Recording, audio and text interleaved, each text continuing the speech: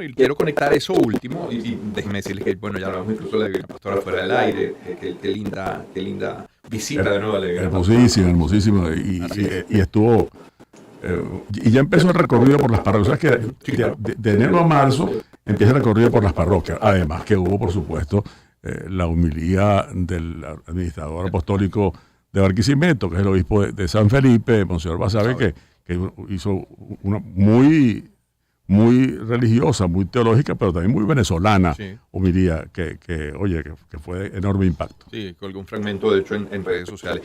Quiero conectar ese último comentario sobre el béisbol y la vida política con este artículo suyo en el estímulo. Primarias, pieza clave en estrategia mayor. Y me encantaría desconstruir, descomponer esa frase.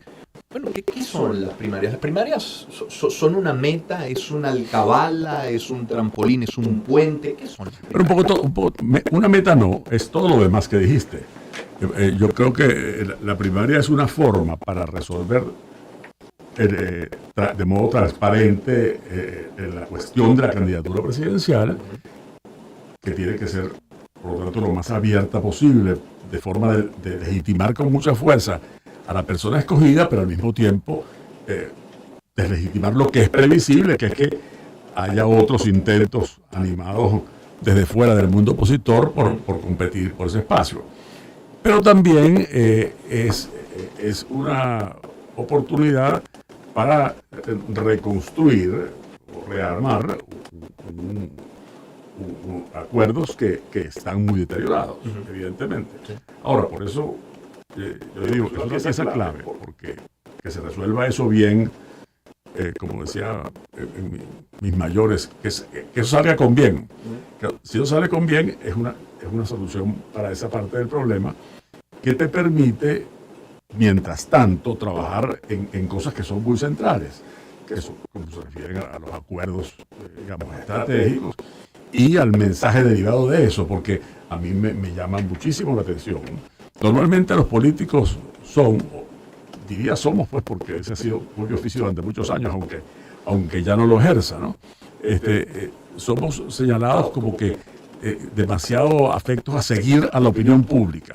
Y resulta que es una cosa curiosa que los políticos, ni del gobierno ni de la oposición, hablan de los temas que está hablando todo el mundo. Ahí me llama eso muchísimo la atención. Es decir, nunca se habla de los problemas y sobre todo de las soluciones, porque no basta con los diagnósticos y tal, pero por ejemplo, ahorita todas estas problemas que con educación y la salud, que son temas tan cruciales, y en el resumen que se hizo al comienzo de tu programa, yo venía oyendo cuando venía en el carro, es lo que está en todas partes del país. Ahora, uno espera de la política respuestas para eso. Es decir, oye, ¿cómo hacemos con la educación? Es decir, ¿cómo hacemos con la salud? ¿Cómo habría que hacer para que los docentes y los médicos y el personal sanitario tengan los salarios adecuados? Que no es simplemente aumentar los salarios, es que es un problema que la inflación los deshace en un instante. Entonces, ¿cómo controlar la inflación para que eso? Para eso tiene que haber respuestas.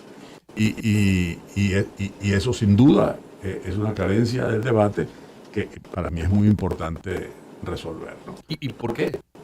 ¿Por qué no se habla de ello? Yo creo que lo habla acá, claro, economista, y le preguntaba por ello, pero ¿por qué no lo habla un político? Yo no sé, a mí me llama mucho la atención eso. Yo creo que los políticos del gobierno claramente, bueno, por supuesto, quieren soslayar esos temas, ¿no? Y hablan de otras cosas. O cuando hablan de eso, hablan en un sentido como paradisíaco, de que estamos muy bien, de que esto es una maravilla, y es el crecimiento que tuvimos el año pasado. Claro, que es un crecimiento de un porcentaje significativo. Seguramente creo que con Tamara vas a hablar ahora más tarde, ¿no? Sí es. Tamara Herrera es una persona muy competente, pero que es sobre la base de una economía muy chiquitica, de una economía que es la cuarta o la quinta parte de la que era en 2013, no en 1999, no, en 2013. Entonces, ese pedacito de la economía, claro, creció, que además crece, según todos los indicadores, de un modo muy desigual. Se han profundizado muy dramáticamente las diferencias. Entonces yo entiendo que los políticos del gobierno no hablen de eso.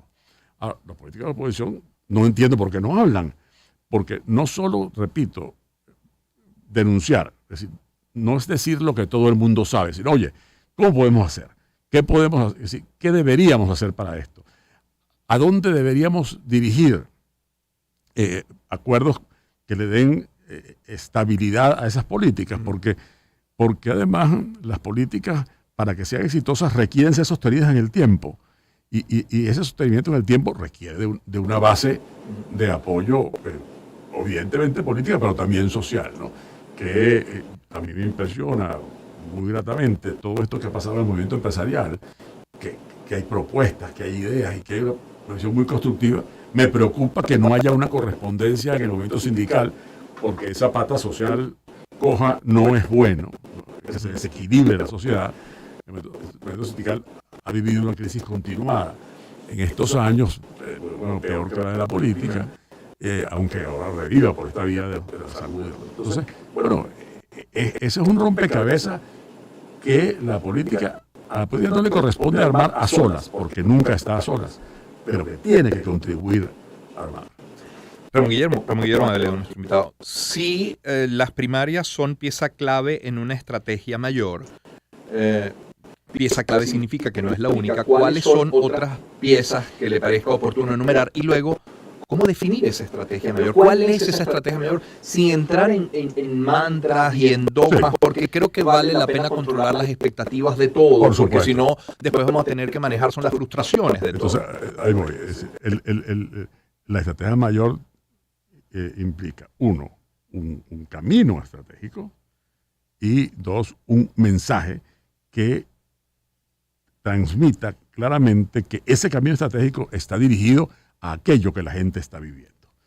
En cuanto al camino estratégico, que me parece a mí que es lo lógico, aquí la ruta para eso no es la búsqueda de un milagro, a ver qué pasa, vamos a dar aquí para ver qué sale, sino el camino que es gradual, el camino que es pacífico, democrático, constitucional y electoral. Ese camino es el que es difícil, que es trabajoso, que está lleno de contradicciones y va a tener obstáculos, por supuesto, porque quien está en el poder se defiende a toda costa y va a tratar de bloquearlo y de estimular otras salidas que son atajos que al final no llegan. Pero ese camino es más seguro. Ese camino, por supuesto, implica ir produciendo consensos y ir ganando espacios. ¿Para qué? Para tener políticas que atiendan a lo que la gente está viviendo. Lo que la gente está viviendo es que sus ingresos no le alcanzan, que no tiene oportunidades. El hecho de que se vaya tanta gente, a mí me llama mucha atención, sobre todo los jóvenes. Eso no ha parado. En CNN de anoche, en CNN en inglés, una noticia sobre el tapón de Darién, un reportaje sobre el tapón de Darién.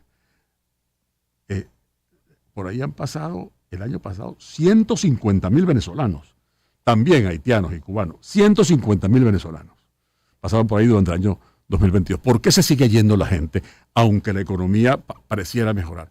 Porque no encuentra oportunidades. Y eso, sí, el camino para producir oportunidades, para ir logrando cambios que vayan, además, adaptando al país a una economía global, de la cual estamos quedando cada vez más lejos.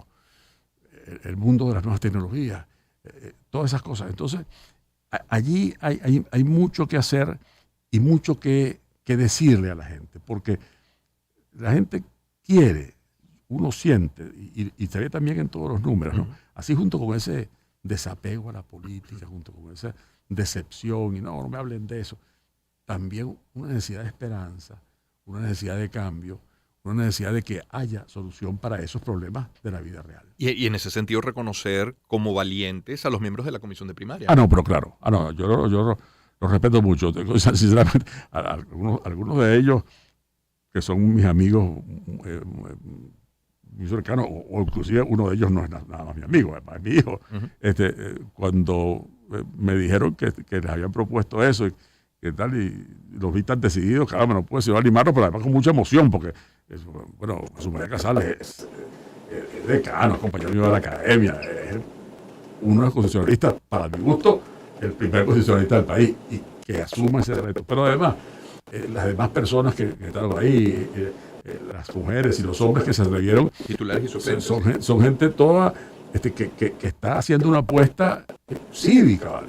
Entonces, yo creo que hay que ayudarlos. Y eso sí, ayudarnos, los partidos tienen que ayudarnos, en primer lugar, no haciendo la expresión pública, sino ayudarnos a que tengan los recursos, las posibilidades, y la sociedad civil de las regiones aportándoles nombres parecidos a ellos para que haya juntas electorales regionales que sean confiables para todos y que no se convierta eso en un problema adicional. Porque hay muchas cosas que hacer para llegar a una elección buena. Es decir, tienes que, ese calendario, uno no puede empezar por la fecha de elección.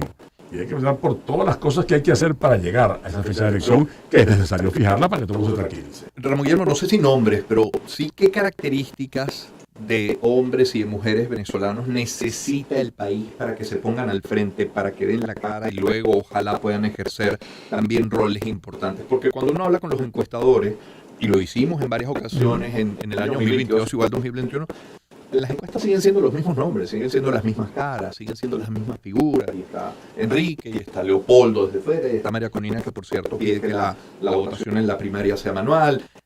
¿Qué característica más que nombre necesita el país? Bueno, fíjate, yo creo que he estado en este diciembre, que para mí empezó el 15 de noviembre, porque me fui a ver a mi hija que vive en Madrid, de muchos años que no la veía, entonces, concho, con la pandemia y todo. Sí. Entonces estuve leyendo el libro de Kissinger sobre el liderazgo, es un gran libro, que analiza el liderazgo a través de experiencias concretas, es decir, de Adenauer, de Gaulle, de Anwar el-Sadat, de la señora Thatcher, de Lee Kuan Yew, de Singapur, y de Nixon. Y entonces, bueno, ¿qué características tiene ese liderazgo? Entonces, la primera que él pone es conciencia histórica. Dice, ¿cómo es histórica?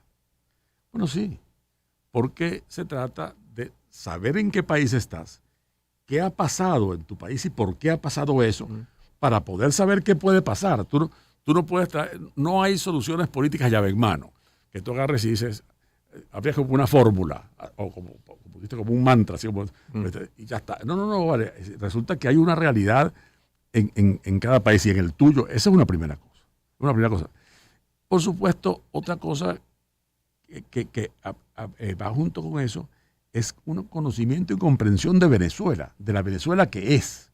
Esta Venezuela que es más vieja, porque muchos jóvenes se han ido, esta Venezuela que es más pobre, esta Venezuela que parece que había aprendido a conjurar el rentismo, que era la ideología nacional.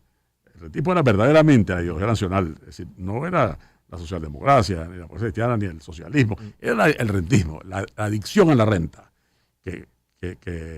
porque la renta no es mala, malo es el rentismo, así como el alcohol en sí mismo no es malo, el alcoholismo es el que es malo.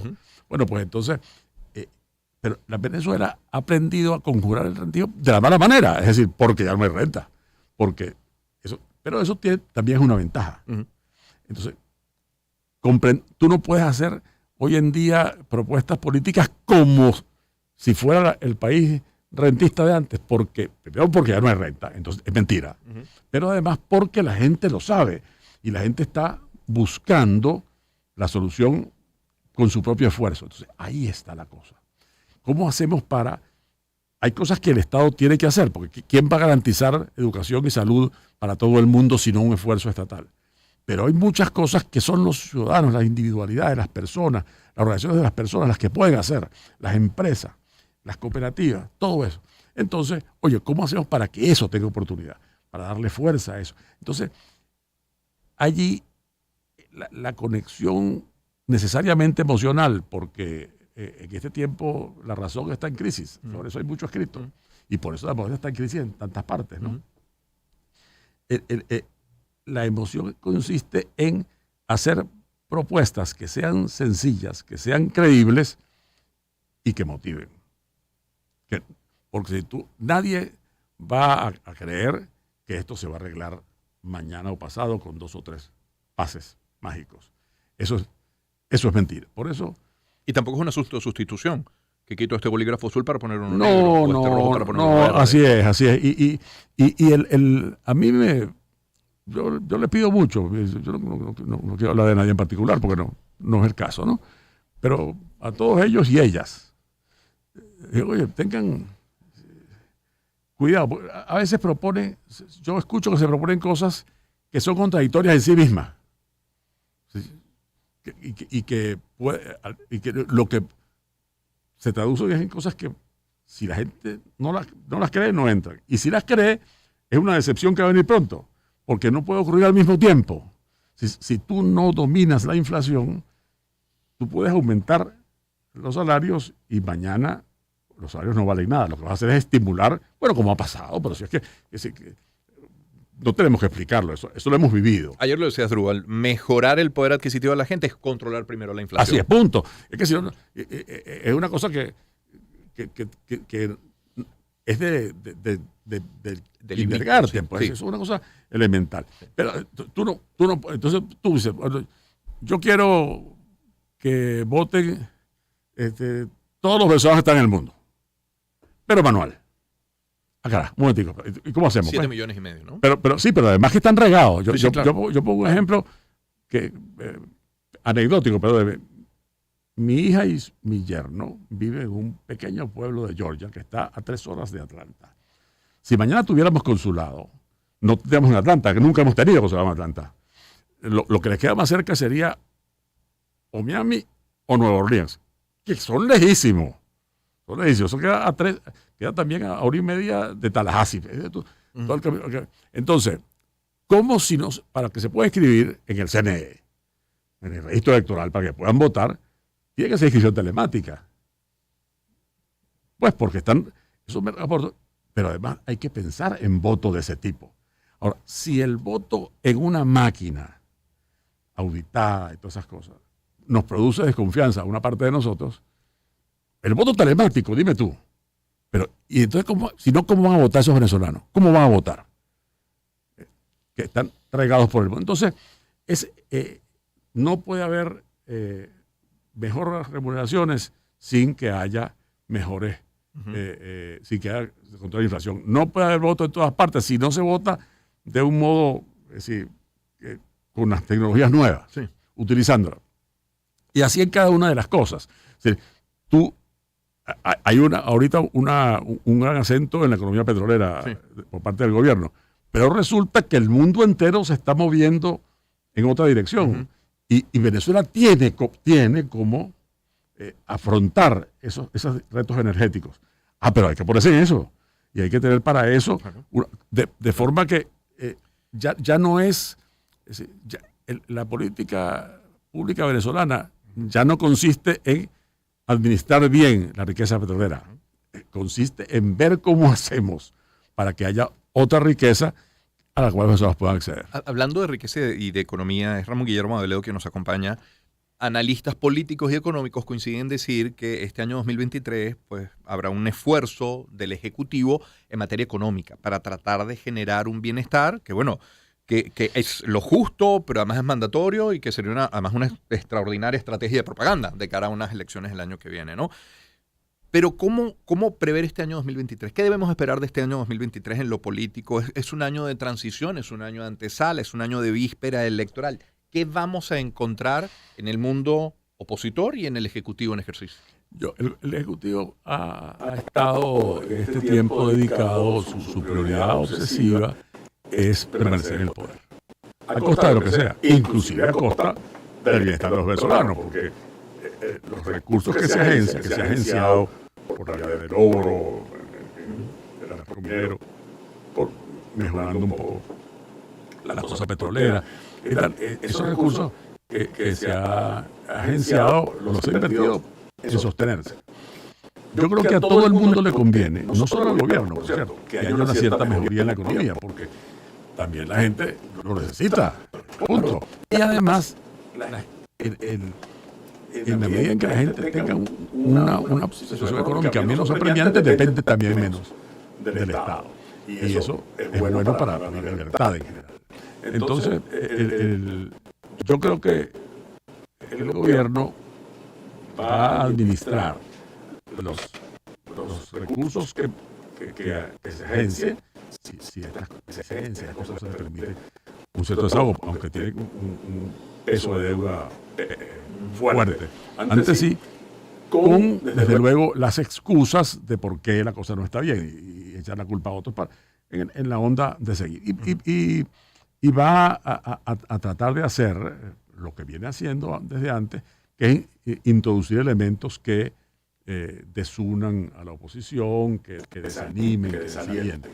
Porque a ellos, contrariamente a lo que algunos piensan, lo que le conviene es que la gente no vote, no que vote. Porque si no, así mismo, así como las encuestas son muy negativas para los políticos y los partidos opositores, bueno, son más negativas para el gobierno.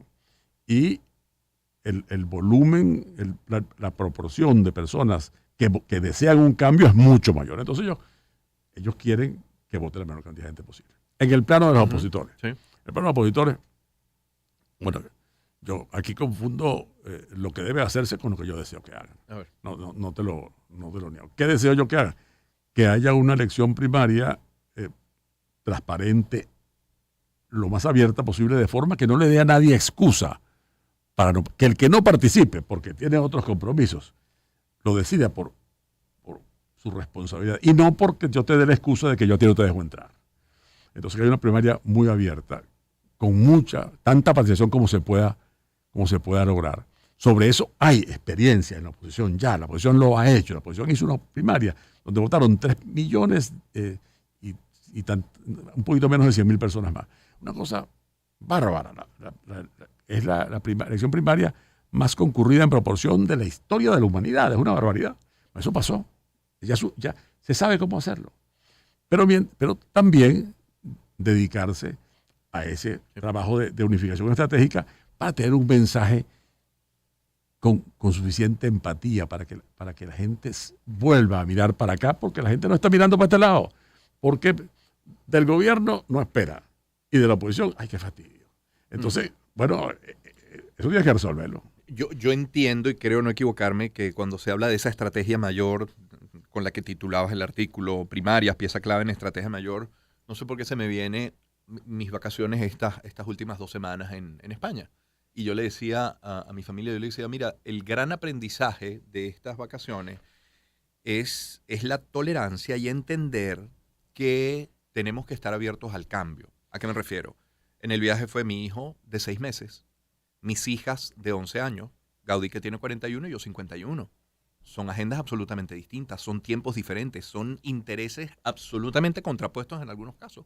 Y tuvimos que conciliar 21 días tratando a veces de privilegiar a Román con 6 meses, a veces a la noche con 11 y también los gustos de los mayores. Y creo que tenemos que estar abiertos en este camino de estrategia mayor a eso. Es que tú no puedes lograr acuerdos simplemente con contradicción. Que llamamos los abogados contradicción. La tintorería o el ticket del estacionamiento, donde ahí dice las condiciones. Sí. Tú no pones de tu parte, tú simplemente pagas. Así no es. Los acuerdos suponen mutuas concesiones en función de un objetivo común compartido. Pero es que además, porque la gente se da cuenta, el objetivo común compartido es gobernar, pero es gobernar para hacer algo, porque la política tiene un sentido, un objetivo, un propósito. No es nada más, el sentido de la política no es que unos tipos ganen y otros pierdan. El sentido de la política es que esos que ganan sepan qué hacer con el poder que obtienen. Claro. Y a mí me llama la atención. Yo pasé el año pasado muy dedicado a la formación de los concejales y de los legisladores estadales. Tuvimos, concejales de 171 municipios, Román, en los cursos. Y gente de todos los partidos, inclusive de todas las plataformas opositoras, de todas, e inclusive algún chavista fue al curso y fue bienvenido, alguna gente del PSUV. Inclusive en el Zulia fueron los diputados del PSUV al Consejo Legislativo, todos. Eso está bien. Oye, chévere, pero maravilloso. Sí. Maravilloso porque este es un solo país, no son varios países por pedacito. Y yo noto en esos que están enfrentando la vida real del gobierno, alcaldes, gobernadores, un sentido del realismo, una búsqueda de, oye, ¿qué podemos hacer? Una posición de responsabilidad, que yo creo que es muy importante.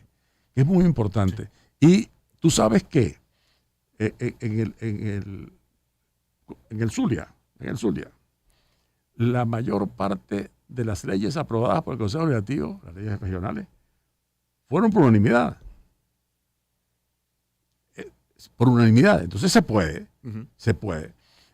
Y aquí, porque si sabemos, si nos ponemos de presente, ¿cuál es el deber de un político, independientemente, o el principal de un político, lo que llamaba el fallecido Benedicto, el deber primordial, fundamental de los políticos, que es servir al bien común? Entonces, oye, vale, podemos discutir acerca de mis prioridades y tus prioridades del bien común, pero podemos encontrar zonas de acuerdo y estar dispuestos a ceder, porque lo que no se puede es todo el mundo al mismo tiempo.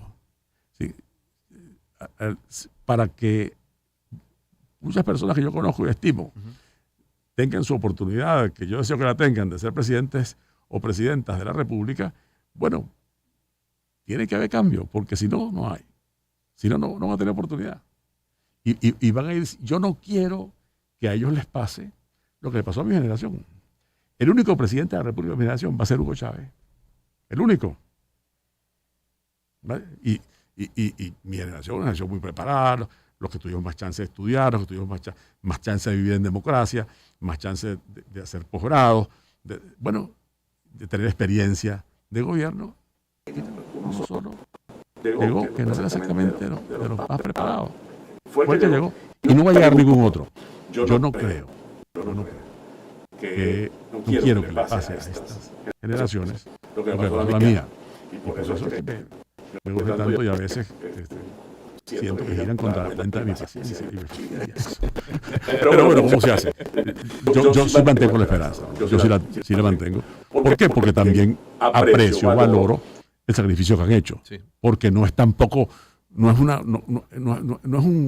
gozo, eso no es una fiesta en lo que se metieron. Claro, no es una fiesta. Es decir, nadie está exilado por juego, nadie está preso por juego o vivido con esa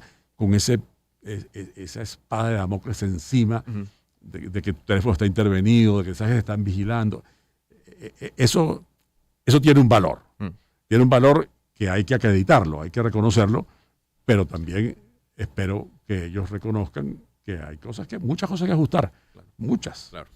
Ramón Guillermo, muchísimas gracias por acompañarnos. No, vale, gracias. ¿Y cómo se llama? Parece que uno se pone muy hablador porque tenía rato que lo hablaba. No, de verdad, pero de verdad, te agradezco mucho para empezar el año. Además que era necesario. Aprendamos a ir a para nosotros era necesario, y creo que para la inmensa mayoría de la audiencia. Ramón Guillermo Abledo, con nosotros identificamos. Una oportunidad para empezar.